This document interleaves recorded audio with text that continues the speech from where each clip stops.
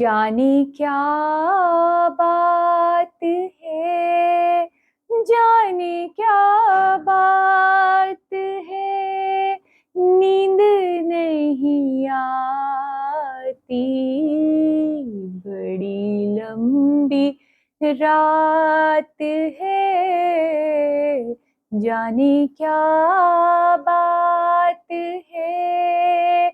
नमस्कार दोस्तों, मैं डॉक्टर अनंता सिंह ठाकुर। इशारा समझ ही गए होंगे। तो आज हम बात करने जा रहे हैं अपने YouTube चैनल में स्लीप प्रॉब्लम्स इन प्रेगनेंसी या प्रेगनेंसी में होने वाली नींद नहीं आने की जो एक बड़ी प्रॉब्लम रहती है, समस्या रहती है, उसके बारे में।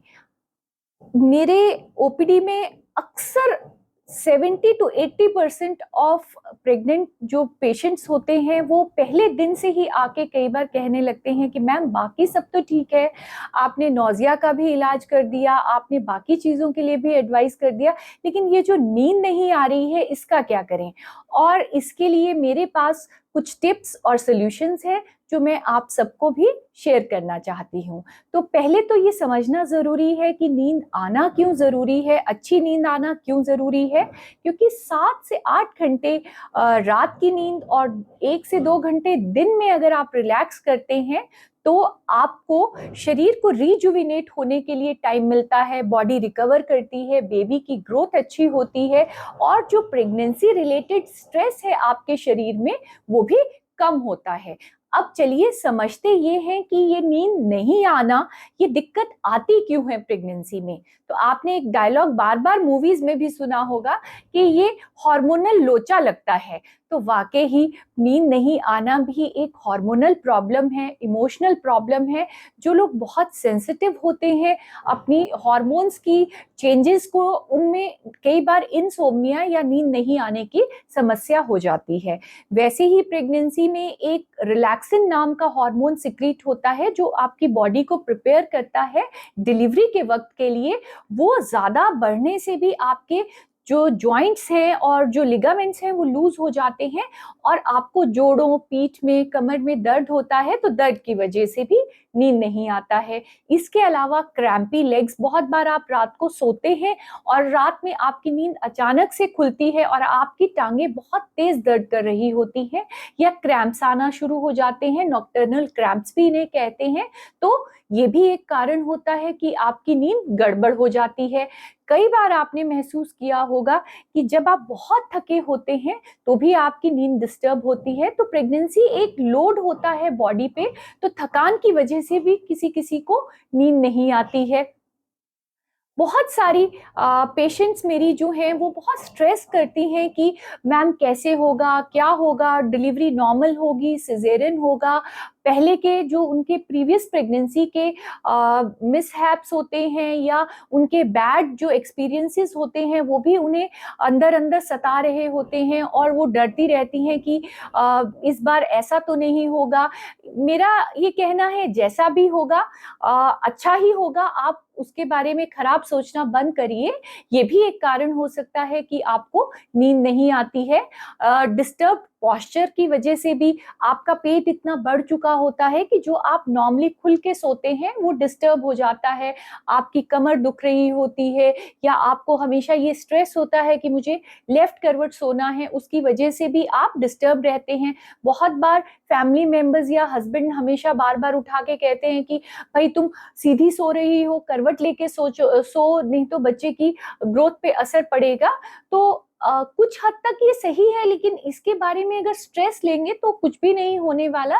रादर आप और ज्यादा इंसोम्निया या नींद की कमी से ग्रसित हो जाएंगे। उसके अलावा बार बार उठ के बाथरूम जाना भी एक समस्या होती है जो आपको डिस्टर्ब रखती है रात भर में।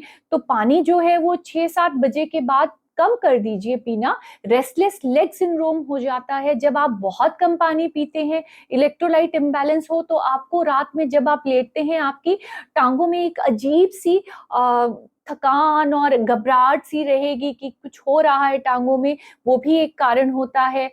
बहुत सारे लोगों को खाने की क्रेविंग होती है, रात को नींद खुल जाएगी और बहुत तेज भूख लगेगी, तो साइड में अपने कुछ ना कुछ खाने के लिए, जैसे नट्स हो गए, मिल्क हो गया, बनाना हो गया, वो रखिए।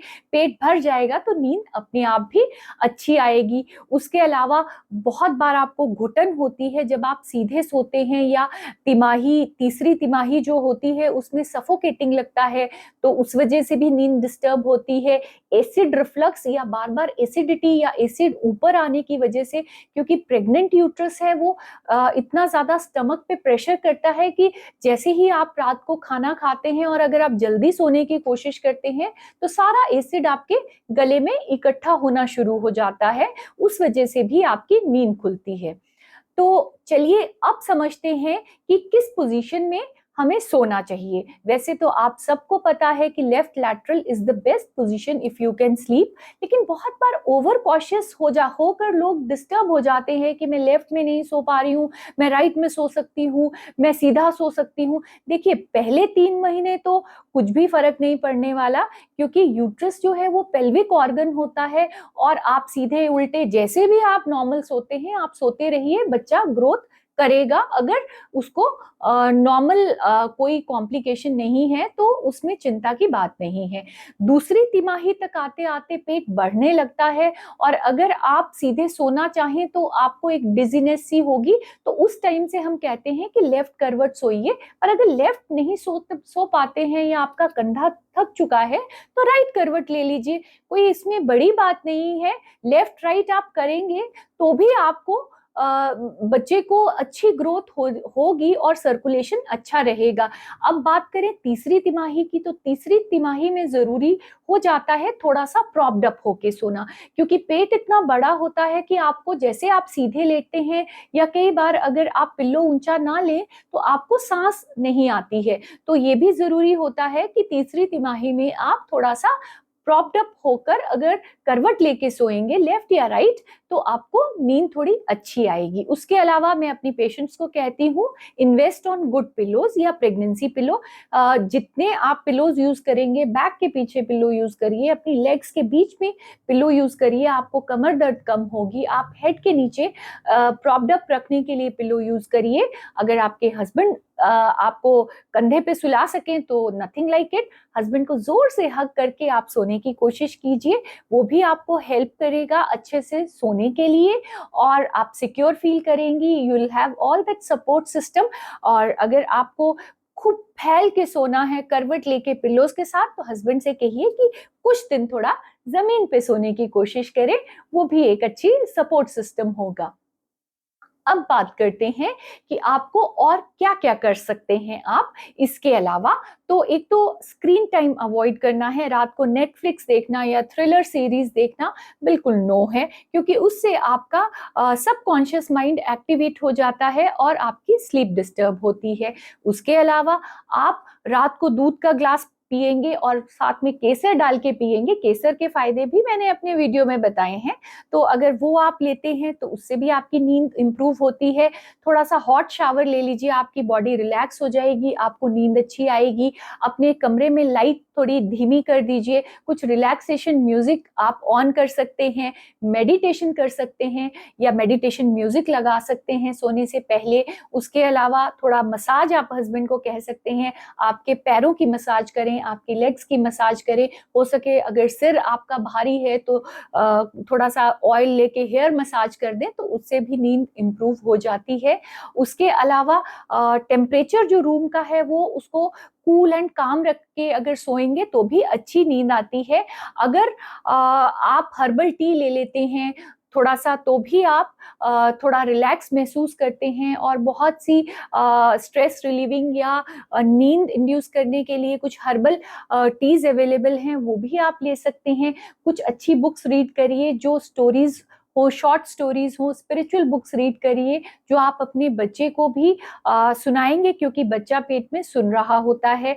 और उसके अलावा जब वो छोटा होगा कोई ललाबाइज आप याद कर सकते हैं, उसको सुनाने के लिए कोई स्टोरीज आप पढ़ सकते हैं जो आप बाद में अपनी बच्चे की जब देखभाल कर रहे हैं तो आप वो सब अपने स्किल्स को अपग्रेड कीजिए कि आप कैसे एक अच्छी मॉम बनने वाली हैं।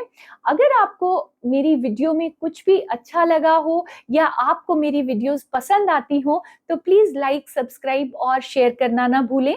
ये मुझे बहुत सपोर्ट करता है नई नई वीडियोस बनाने के लिए। और अगर आपकी कोई प्रेग्नेंट फ्रेंड्स हैं जो इंसोम्निया से या नींद नहीं की आने की दिक्कत से जूझ रही हैं तो उन्हें भी ये ज़रूर शेयर करें ताकि वो भी सुकून की नींद सो सके और उनकी भी प्रेगनेंसी एक वंडरफुल एक्सपीरियंस रहे।